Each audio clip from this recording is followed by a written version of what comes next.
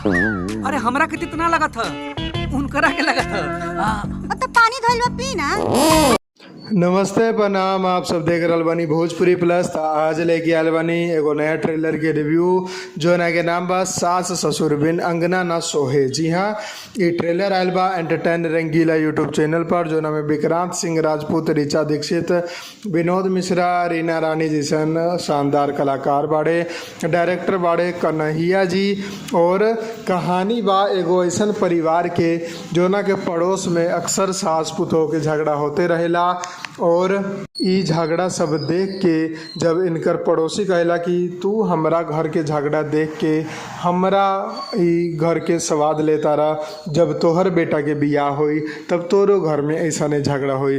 तो ऊ डर के मारे जौन बाप मतारी रहेले अपन बेटा के बियाह तय करेले, सब कुछ करेले, लेकिन बियाह वाला दिन यानी कि जौन दिन बारात जाला वही दिन अपन बेटा के अलगे कर देले।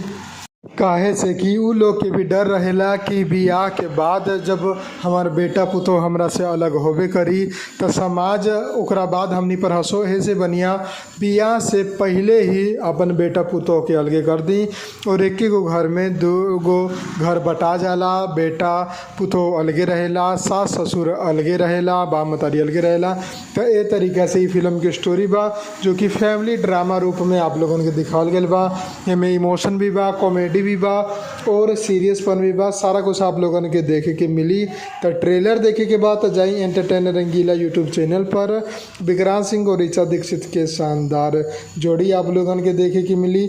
और अगर हमारी रिव्यू पसंद आयल बा तो वीडियो के लाइक करके शेयर कर दें। हम मिलम आप लोगन के एगो नया वीडियो में नया खबर के साथे। जय हिंद, जय भोजपुरी, प्रणाम।